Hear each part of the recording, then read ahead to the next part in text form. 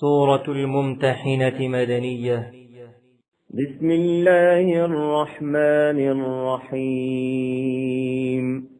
يا أيها الذين آمنوا لا تتخذوا عدوي وعدوكم أولياء تلقون إليهم بالمودة وقد كفروا بما جاءكم من الحق يخرجون الرسول وإياكم أن تؤمنوا بالله ربكم إن كنتم خرجتم جهادا في سبيلي وابتغاء مرضاتي تسرون إليهم بالمودة وأنا أعلم بما أخفيتم وما أعلنتم ومن يفعله منكم فقد ضل سواء السبيل إن يثقفوكم يكونوا لكم أعداء ويبسطوا إليكم أيديهم وألسنتهم بالسوء وودوا لو تكفرون لن تنفعكم أرحامكم ولا أولادكم يوم القيامة يفصل بينكم والله بما تعملون بصير.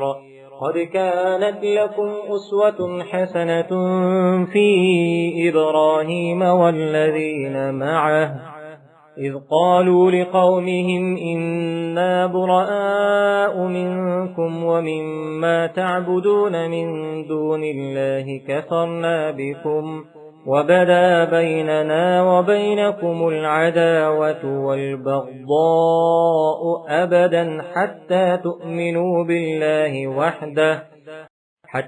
تؤمنوا بالله وحده إلا قول إبراهيم لأبيه لأستغفرن لك وما أملك لك من الله من شيء ربنا عليك توكلنا وإليك أنبنا وإليك المصير ربنا لا تجعلنا فتنة للذين كفروا واغفر لنا ربنا إنك أنت العزيز الحكيم. لقد كان لكم فيهم أسوة حسنة لمن كان يرجو الله واليوم الآخر ومن يتول فإن الله هو الغني الحميد. عسى الله أن يجعل بينكم وبين الذين عاديتم منهم مودة والله قدير والله غفور رحيم. لا ينهاكم الله عن الذين لم يقاتلوكم في الدين ولم يخرجوكم من دياركم أن تبروهم وتقسطوا إليهم إن الله يحب المقسطين. إنما ينهاكم الله عن الذين قاتلوكم في الدين وأخرجوكم من دياركم وظاهروا على إخراجكم أن تولوهم ومن يتولهم فأولئك هم الظالمون.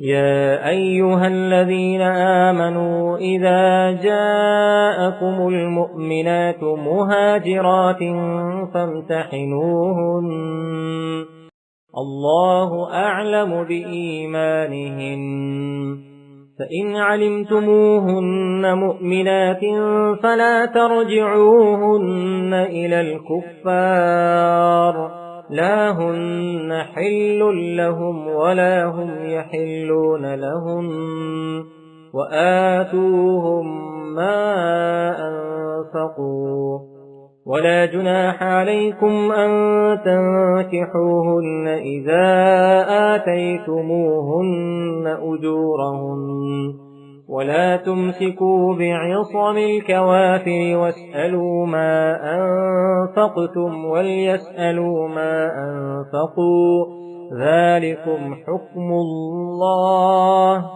يحكم بينكم والله عليم حكيم. وإن فاتكم شيء من أزواجكم إلى الكفار فعاقبتم فآتوا الذين ذهبت أزواجهم مثل ما أنفقوا واتقوا الله الذي أنتم به مؤمنون. يا أيها النبي إذا جاءك المؤمنات يبايعنك على ألا يشركن بالله شيئا ولا يسرقن ولا يزنين ولا يقتلن أولادهن ولا يأتين ببهتان يفترينه بين أيديهن وأرجلهن ولا يعصينك في معروف فبايعهن واستغفر لهن الله إن الله غفور رحيم. يا أيها الذين آمنوا لا تتولوا قوما غضب الله عليهم قد يئسوا من الآخرة كما يئس الكفار من أصحاب القبور.